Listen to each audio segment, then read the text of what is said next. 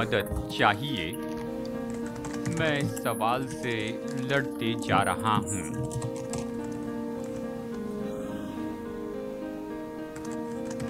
कि कैसे सच्ची खुशी पा सकते हैं।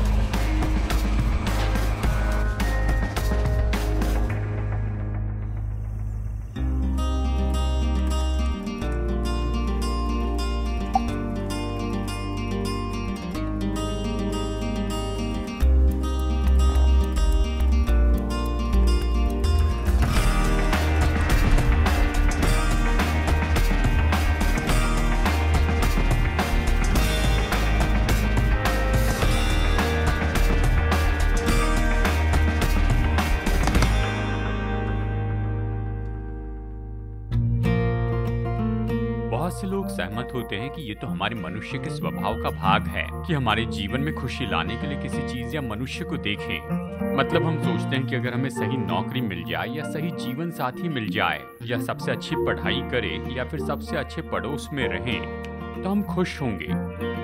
लेकिन इस्राएल के राजा सुलेमान के पास हमारे लिए 4 शब्द हैं, इसमें रहें और इसे किया है। सुलेमान ने सारी कोशिश कर ली और जो खुशी वो खोज रहा था वो किसी से नहीं मिली। हेलो, मैं हूँ डेविड जर्माया और मैं संदेशों की श्रृंखला प्रचार कर रहा हूँ। पृथ्वी पर स्वर्ग खोजना, खुशी के लिए सुलेमान की खोज। और आज के संदेश का नाम है जीवन के दोष। सुलेमान ऐसे 3 सामान्य चीजों को हटा देता है जहाँ पर अक्सर हम खुशी ढूंढते हैं। हमारा पैसा, हमारी नौकरी या हमारी बुद्धिमत्ता की बहस। मैं सोचता हूँ सुलेमान आपको सहमत करेगा। तो आइए देखते हैं आज का ये एडिशन दिशा परिवर्तन।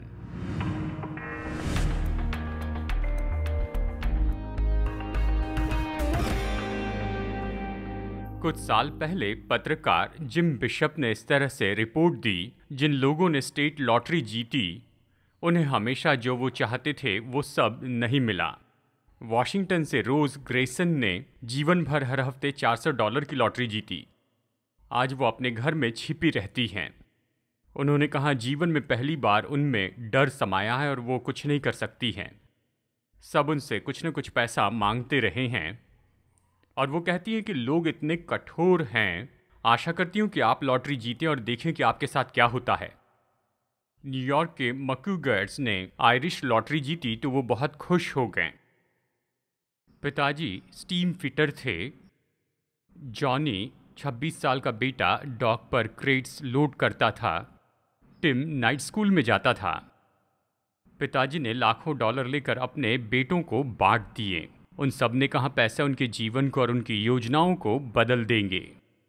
1 साल बाद बेटे पिताजी से बात नहीं कर रहे थे, एक दूसरे से भी बात नहीं कर रहे थे। जॉनी महंगे रेस हॉर्स के पीछे भाग रहा था। टिम महंगी लड़कियों के पीछे भाग रहा था। माँ ने पिताजी पर दोष लगाया कि इन्होंने पैसा छिपा रखा है। 2 साल के भीतर वो कोर्ट में थे इनकम टैक्स नहीं चुकाने की केस में।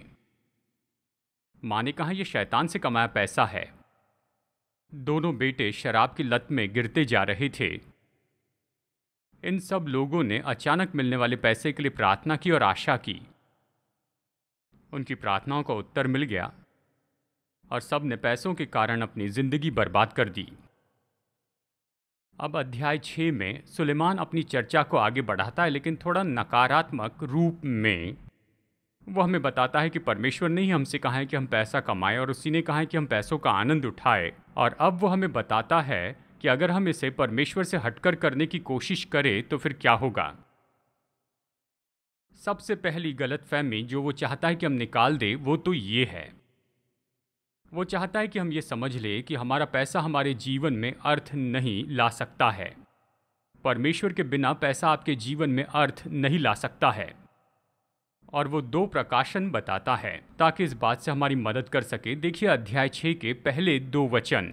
सुलेमान अध्याय 6 की शुरुआत इन शब्दों में करता है, एक बुराई जो मैंने धरती पर देखी है वो मनुष्यों को बहुत भारी लगती है। किसी मनुष्य को परमेश्वर धन संपत्ति और प्रतिष्ठा यहाँ तक देता है कि जो कुछ उसका मन चाहता है उसे उसकी कुछ भी घटी नहीं होती, तो भी परमेश्वर उसको उसमें से खाने नहीं देता, कोई दूसरा ही उसे खाता है। ये व्यर्थ है और भयानक दुख है।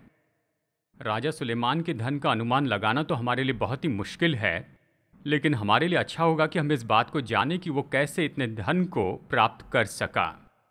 जब सुलेमान 20 साल का था तो एक दिन परमेश्वर उसके सामने प्रकट हुए जब वो परमेश्वर के लिए बलिदान चढ़ा रहा था। और परमेश्वर ने नौजवान सुलेमान से पूछा कि सुलेमान, तुम्हें जो चाहिए तुम मुझसे मांगो और मैं वो तुम्हें दे दूंगा।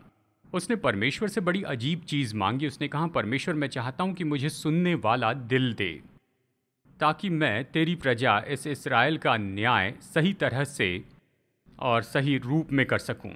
उसने कहा, प्रभु मैं चाहता हूं कि आप मुझे योग्यता दीजिए कि मैं लोगों का सही न्याय कर सकूं। परमेश्वर सुलेमान की इस विनती से बहुत ही प्रभावित हुए कि दूसरा इतिहास अध्याय 1 वचन 11 और 12 में हम ये वचन पढ़ते हैं। सुनिए, सुलेमान इस तरह से बहुत धनी हो गया। परमेश्वर ने सुलेमान से कहा, तेरी जो ऐसी ही इच्छा हुई, अर्थात तूने न तो धन संपत्ति मांगी, न ऐश्वर्य, न अपने बैरियों का प्राण और न अपनी दीर्घायु मांगी, केवल बुद्धि और ज्ञान का वर मांगा है, जिससे तू मेरी प्रजा का, जिसके ऊपर मैंने तुझे राजा नियुक्त किया, न्याय कर सके। इस कारण बुद्धि और ज्ञान तुझे दिया जाता है। मैं तुझे इतनी धन संपत्ति और ऐश्वर्य भी दूंगा जितना न तो तुझसे पहले किसी राजा को मिला और न तेरे बाद किसी राजा को मिलेगा। सुलेमान ने परमेश्वर से सही चीज मांगी, उसे सब कुछ मिला और धन संपत्ति भी मिली, जिससे वो संसार का सबसे अमीर व्यक्ति बना। अब सुलेमान ने उस धन संपत्ति से शुरू किया और जीवन की शुरुआत में प्रभु का आदर कर रहा था। सुलेमान का इतिहास पढ़िए तो आप पाएंगे वो परमेश्वर के लिए जिया। सुलेमान का भवन बनाया जो कि आराधना की जगह थी।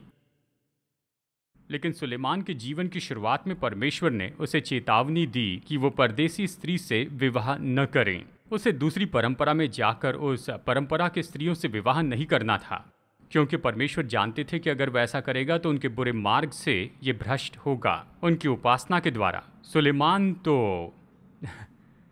स्त्रियों का आदमी था, उसे स्त्रियां बहुत पसंद थी और उसने दूसरी गलत परंपरा में सुंदर स्त्रियों को देखा और धीरे धीरे वो उनसे विवाह करते चला गया। जैसे वो परदेसी स्त्रियों से विवाह करने लगा, उसका जीवन भ्रष्ट होता गया और उसने परमेश्वर को बाजू में रख दिया, अपने जीवन से उसे हटा दिया। जब हम उसके जीवन को देखते हैं तो बहुत से लोग ये कहते हैं कि वो अपने अनुभव लिख रहा है कि परमेश्वर के बिना अपने पैसे में अर्थ ढूंढना चाहता है। अब अगर आप उसके तथ्य को देखें तो आप पाएंगे कि कैसे मजबूती से वो ये बहस यहाँ पर रख रहा है।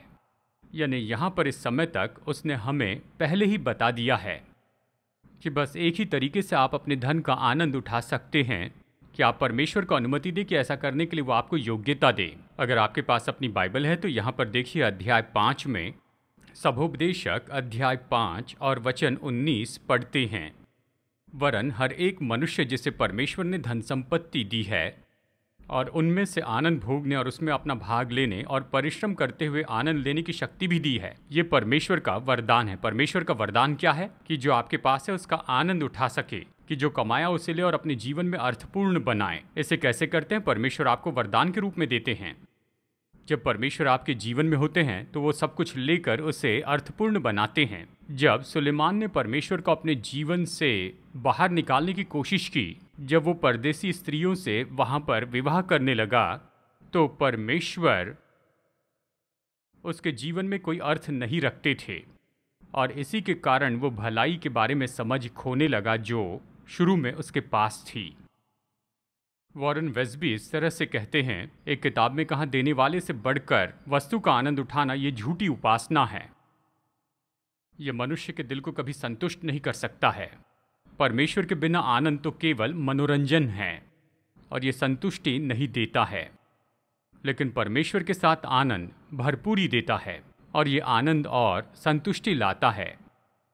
मैंने बताया सुलेमान इस बात के बारे में मजबूती से महसूस करता है क्योंकि इसने कई बार इसके बारे में बताया है, लेकिन मैं सोचता हूँ कि इससे मजबूत और कोई वचन नहीं है और जिस पॉइंट को वो समझाना चाहता है उसे यहाँ पर वो बताता है।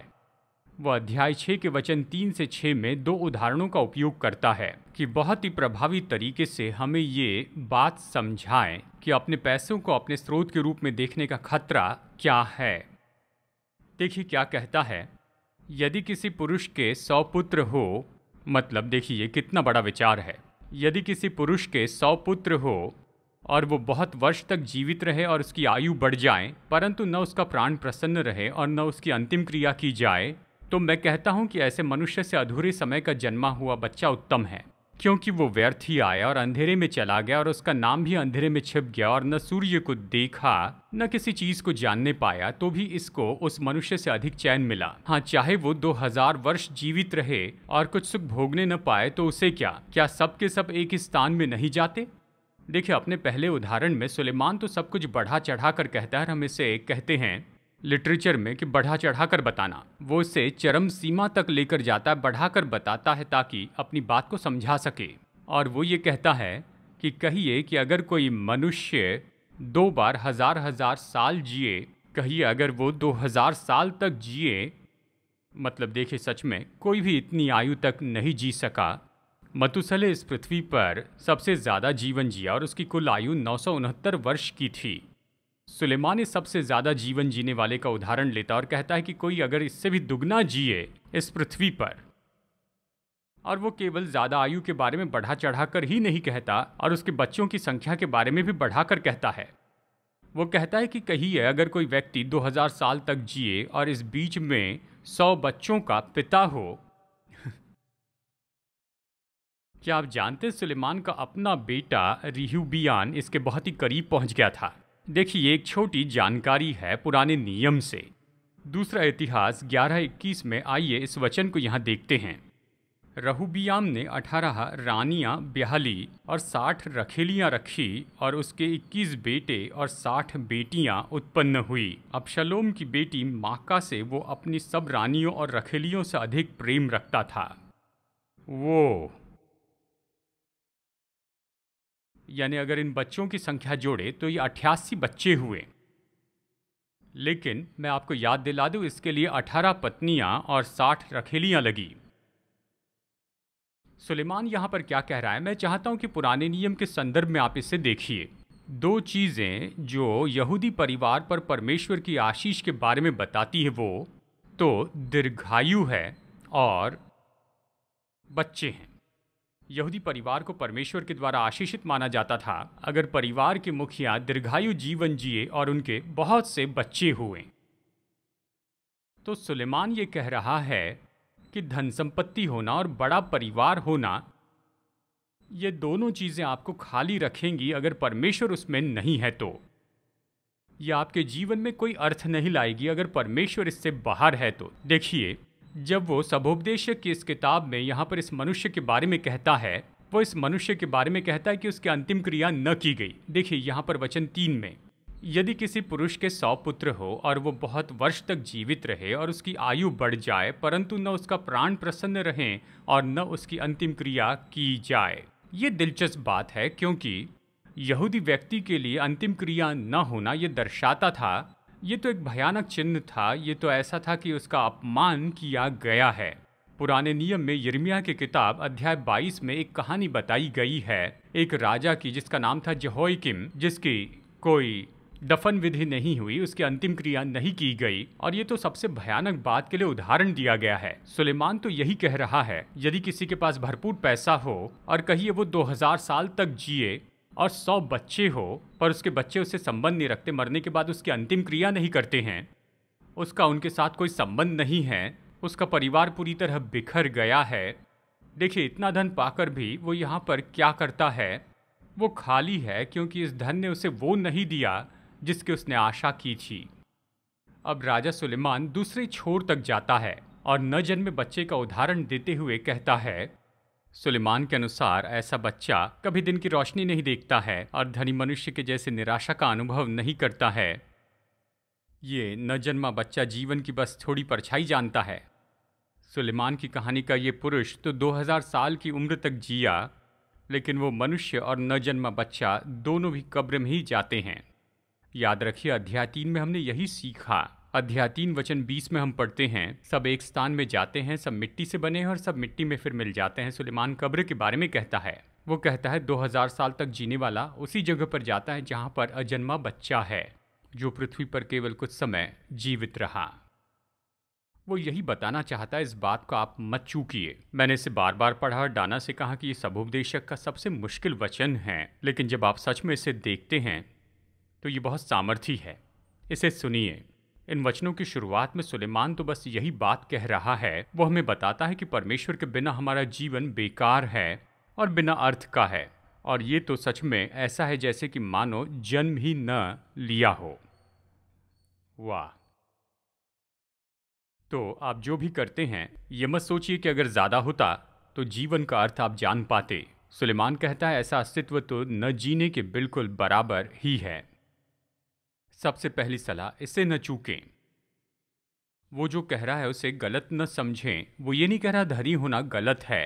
वो ये नहीं कहता कि धन होना गलत है या संपन्न होना गलत है। वो कहता है कि इसका कोई अर्थ नहीं होगा कि ये सब कुछ हो लेकिन परमेश्वर वहाँ ना हो, क्योंकि केवल परमेश्वर ही आपको बुद्धि दे सकते हैं कि जो कुछ आपके पास है उसके साथ आप क्या करें। मैं आपको बताऊं, मैंने सीखा ऐसे लोगों से बात करते हुए जिनके पास बहुत पैसा था, यानी उनके पास बहुत पैसा था। पैसा बहुत से लोगों के लिए बोझ है। ये सच में एक बड़ा बोझ है कि उन्हें जो कुछ सौंपा गया है उसके साथ में क्या करना है ये जाने। अब यहाँ पर दूसरी बात सुलेमान हमें समझाने की कोशिश करता है कि आप अपनी नौकरी में आनंद नहीं पा सकते हैं। आप कहेंगे, पास्टर मैं तो सच में इस बात से सहमत हूँ, मेरी नौकरी में मुझे कोई आनंद नहीं मिलता है। वो यहाँ पर ये नहीं कह रहा है कि आपके काम में आप अर्थ नहीं पा सकते हैं, लेकिन कहता है कि आप उस सबसे बड़े आनंद को नहीं पा सकते हैं अपने करियर में। यानी देखिए, ये सच में कितना आधुनिक और सच में हम सब लोगों के लिए कितनी अद्भुत जानकारी है। देखिए वचन 7 कहता है आपकी नौकरी आपको संतुष्ट नहीं कर सकती है। मनुष्य का सारा परिश्रम उसके पेट के लिए होता है तो भी उसका मन नहीं भरता। क्या आप ऐसे किसी को जानते हैं? उनके लिए करियर नंबर 1 होता है, उसके पीछे वो पागल जैसे भागते हैं। कई बार मैंने अपने चर्च के लोगों से पूछा, आप चर्च में क्यों नहीं आते, बाइबल स्टडी में क्यों नहीं आते? ओ, मुझे मेरा करियर सही करना है, ये मेरे करियर का सबसे महत्वपूर्ण समय है, मुझे अभी करना होगा, नहीं तो कुछ नहीं कर पाऊंगा। लेकिन सुलेमान ये कह रहा है कि अपना करियर शुरू करने के लिए शायद आपको अतिरिक्त समय काम करना होगा, लेकिन करियर पर ही अपने जीवन का सारा ध्यान रखेंगे वो आपको संतुष्ट नहीं करेगा या आपके प्राण को कभी संतुष्ट नहीं कर सकता। हम इससे देखेंगे कि क्यों, लेकिन ये संतुष्ट नहीं कर सकता। मनुष्य आनंद लेने के द्वारा अपनी इच्छाओं को पूरी करना चाहता है, और वो तो हमेशा भरपूरी चाहता है, लेकिन हमेशा उसमें कमी रहती है। चाहे वो बुद्धिमान हो या फिर गरीब हो, वो अपनी इच्छाओं को ऐसे पूरी नहीं कर सकता है। और हमें ये बात तो समझनी होगी कि परमेश्वर ने हमें उसके साथ जोड़ दिया है कि उसके बिना हम काम नहीं कर सकते। परमेश्वर ही निर्माण करता है, वो सृष्टि करता है। उसने हमें ऐसे बनाया कि उसके बिना हम सही काम नहीं कर सकते हैं। देखिए, हम तो क्रिया में से जा सकते हैं, ऐसा लगता है कि हम काम कर रहे हैं, लेकिन हम काम नहीं कर रहे हैं। और यही सुलेमान बताना चाहता है कि धन में कुछ गलती नहीं है, अच्छे करियर में कुछ गलत नहीं है, लेकिन इसे परमेश्वर के बिना मत करें, क्योंकि ऐसा करे तो आप अपने जीवन में बिल्कुल अंत में पहुंचेंगे और जानेंगे कि आप तो निराश हो गए हैं, हताश हो गए हैं, और ये आपको वो नहीं देगा जिसे पाने की आपने आशा की थी। जहाँ भी मैं जाता हूँ, लोग ऐसे चर्च में जाते हैं जो हमारी चर्च से बड़े हैं या छोटे हैं। जानते मैंने क्या देखा? बड़े चर्च के पास्टर तो हमेशा ये आशा करते हैं कि वो थोड़े और बड़े हो जाएंगे, और जो व्यक्ति यहाँ पर इसमें काम कर रहा है जानता है कि हमेशा एक चर्च है जो उससे बड़ा है। चाहे आप जहाँ भी जाए, आपने सब देखा है। और अचानक किसी के चर्च में 3000 सदस्य हो जाते हैं।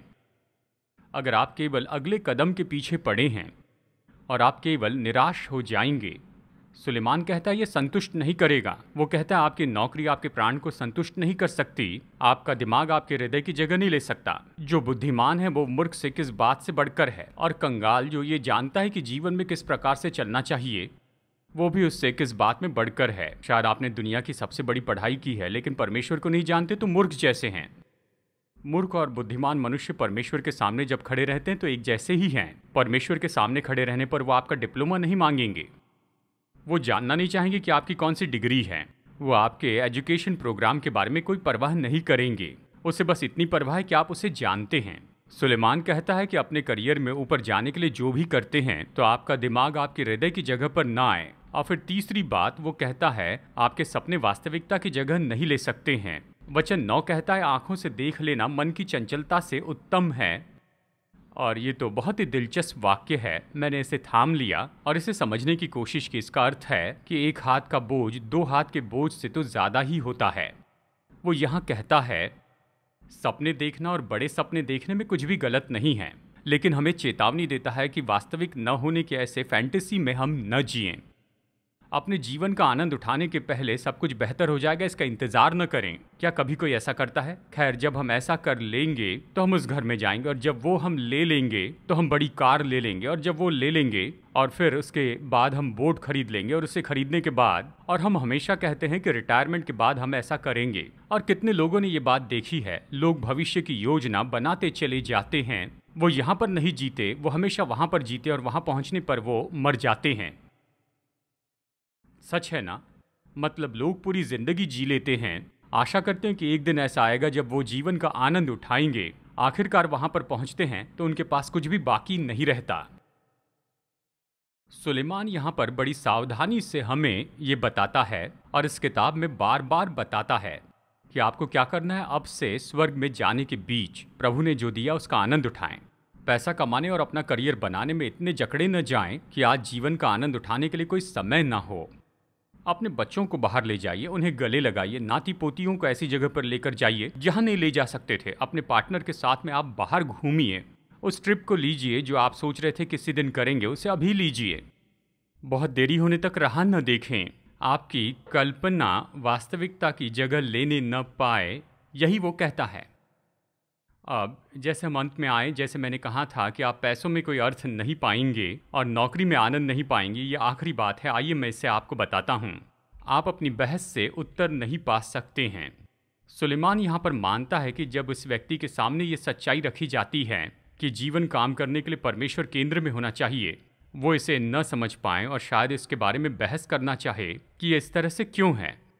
तो वो हमें यहाँ पर 4 सच्चाई बताता है। ज़रूरी नहीं कि आपस में जुड़े हैं, लेकिन ये क्रम में हैं और मैं चाहता हूँ कि संदेश के अंत में हम इसे देखें।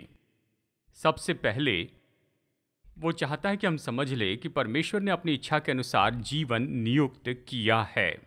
देखिए वचन 10 में, जो कुछ हुआ है उसका नाम युग के आरंभ से रखा गया है, और ये प्रकट है कि वो आदमी है। परमेश्वर के बिना मैं अर्थ क्यों नहीं पा सकता हूँ? मेरे लिए यह असंभव क्यों है? मैं अपना करियर शुरू करना चाहता हूँ। अगर मैं आर्थिक रीति से बड़ा साम्राज्य तैयार कर लूँ तो मैं उसमें अर्थ क्यों नहीं पा सकता हूँ? जब मैं उपलब्धि पाने के लिए इतनी मेहनत करता हूँ तो मेरी उपलब्धि मुझे खाली क्यों रखती है? धन संपत्ति आनंद नहीं ला सकती, इसका कारण परमेश्वर की विधियों में ही है। परमेश्वर की विधियाँ तो निश्चय अधिकार करती है संसार की काम न करने वाली बातों पर कि हमारे जीवन में वो आनंद ला सकें। चलिए मैं खुले रूप में आपसे ये सवाल पूछता हूँ, क्या आप सोचते हैं कि सर्वशक्तिमान परमेश्वर ने दुनिया को इस तरह से बनाया कि असली अर्थ तो केवल पैसा जमा करने से आता? क्या वो ऐसा कर सकते थे? यानी देखिए, वो ऐसा कर सकते थे। कहिए कि अगर वो ऐसी दुनिया बनाते जो ऐसे ही बातों पर काम करते कि जितना ज़्यादा कॉर्पोरेट सीढ़ी में आप बढ़ेंगे उतना ज़्यादा जीवन का अर्थ होगा, ऐसा कर सकते थे? जी हाँ, ज़रूर। उसने खास करके इसका चुनाव किया कि ऐसा न करें। उसने चुनाव किया कि खास करके हमें इस तरह से बनाएं कि वो चीज़ें तो महत्वपूर्ण है लेकिन हमारे जीवन के खालीपन को नहीं भर सकते हैं। परमेश्वर के नियुक्त करने के द्वारा ही जीवन इसी तरह से है। हमने ऐसा नहीं किया, ये चर्च की बात नहीं, ये परमेश्वर ने किया है। परमेश्वर ने कहा जीवन ऐसे ही काम करता है और मैं इसे तुम्हारे लिए नहीं बदलूंगा क्योंकि ये ऐसे ही है। अब इसके बाद सुलेमान कहता है कि अगर ये बात सच है, परमेश्वर से बहस करना ये व्यर्थ काम करना है। देखिए फिर से वचन 10 कि वो उससे जो उससे अधिक शक्तिमान है झगड़ा नहीं कर सकता। बहुत सी ऐसी बातें हैं जिसके कारण जीवन और भी व्यर्थ होता है। परमेश्वर ने जिस तरह नियुक्त किया, अगर इस पर बहस करना है, मतलब आप सोचते हैं कि ये तो आपके करियर का सबसे अच्छा समय है और आप चाहते हैं कि ऐसा ही बना रहे, तो क्यों परमेश्वर से बहस न करें। वो कहता है ऐसे नहीं करना है। देखिए रोमियो की पत्री में हम इन शब्दों में पढ़ते हैं, हे मनुष्य, भला तू कौन है जो परमेश्वर का सामना कर सकता है? क्या गढ़ी हुई वस्तुएं वस्तु गढ़ने वाले से कह सकती है, तूने मुझे ऐसा क्यों बनाया है? क्या कुमार को मिट्टी पर अधिकार नहीं कि वो एक ही लोदे में से एक बर्तन आदर के लिए और दूसरे को अनादर के लिए बनाए? आप सृष्टि वो सृष्टि करता है, उसने जीवन ऐसे बनाया। अगर आप चाहे तो बहस कर सकते हैं, लेकिन ये व्यर्थ होगी। आप कहीं भी नहीं जा सकते, तो क्यों न ये सच्चाई स्वीकार कर ले। जीवन में अर्थ पाना है तो वो बस यही है, परमेश्वर को पाएं, यीशु मसीह के द्वारा उसके साथ संबंध में आए। तब आप ये जानने लगेंगे कि उसने जो प्रतिज्ञा की है उसे पूरा करेगा। उसने कहा, मैं इसलिए आया कि तुम जीवन पाओ और बहुतायत का जीवन पाओ। ये अर्थपूर्ण बहुतायत का जीवन कहाँ से आता है? सर्वशक्तिमान परमेश्वर से आता है। ये और कहीं भी उपलब्ध नहीं है। आप इसे और कहीं नहीं पा सकते हैं। आप कहेंगे मुझे नहीं लगता ये सही है। इसमें कोई समस्या नहीं, आप जो चाहे सोचिए, परमेश्वर ने इसे इस तरह रखा है।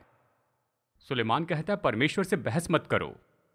तीसरी बात बताना चाहता है, परमेश्वर आपके जीवन में अर्थ लाना चाहते हैं। वो कहता है क्योंकि मनुष्य के क्षणिक व्यर्थ जीवन में जो वो परछाई के समान बिताता है, कौन जानता है उसके लिए क्या अच्छा है? ये बड़ा सवाल है, कौन जानता है? केवल सृष्टिकर्ता परमेश्वर ही इसे जानते हैं। जीवन का अर्थ जानना है तो परमेश्वर के पास जाइए। आप इसे और कहीं नहीं पा सकते, इससे सरल शब्दों में नहीं कह सकता। जीवन का अर्थ तो परमेश्वर में पाया जाता है। और वो आखिरी सवाल ये पूछता है, कौन मनुष्य को बता सकता है कि उसके बाद दुनिया में क्या होगा? परमेश्वर ही आपके भविष्य के अधिकारी हैं। अब गौर से देखिए कितने व्यवहारिक रूप में सुलेमान कहता है जीवन इसलिए इस तरह से है क्योंकि परमेश्वर ने ऐसा नियुक्त किया है। उससे बहस करने में समय मत बिताइए, आप नहीं जीतेंगे। अगर जीवन में अर्थ चाहिए तो परमेश्वर उत्तर है। अगर अच्छा भविष्य चाहिए तो आपके लिए परमेश्वर ही इंचार्ज है। और इसलिए सुलेमान इस पूरे बहस को इस तरह से रखता है और वहीं पर लाता है जहां पर अभी हम पहुंचे हैं। कि आपको जीवन का अर्थ पाना है, ये केवल परमेश्वर में ही पाया जाता है।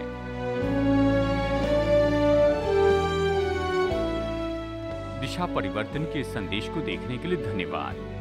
मैं आशा करता हूं कि आप प्रोत्साहित हुए प्रभु के वचन से और आपने ये जाना है कि हमारे प्रेमी परमेश्वर के साथ में संबंध का क्या अर्थ होता है। अगर आपका उसके साथ कोई व्यक्तिगत संबंध नहीं है लेकिन ऐसा करना चाहते हैं तो आज इसे शुरू कर सकते हैं। परमेश्वर के उद्धार का मुफ्त वरदान पाने के लिए आपको यही करना है, अपने पापों से पश्चाताप करें और यीशु को अपना उद्धारकर्ता प्रभु स्वीकार करें। अगर आपने विश्वास का ये कदम उठाया है, मैं आपको प्रोत्साहित करता हूँ कि भरोसेमंद सेवकाई के साथ में जुड़िए या लोकल चर्च से और किसी को आपके निर्णय के बारे में जानने दीजिए। मेरी प्रार्थना है कि आप अपने इस नए विश्वास में निरंतर बढ़ते जाइए। प्रभु आपका आशीष दे और आपसे फिर मुलाकात होगी यहीं पर दिशा परिवर्तन में।